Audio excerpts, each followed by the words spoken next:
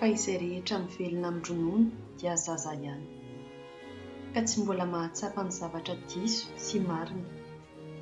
Fa ho an'ny olon-dehibe ny vidy kanina dia ho an'ireo efa zatra mampiasa ny sainy, ahay manavaka ny tsara sy ny ratsy.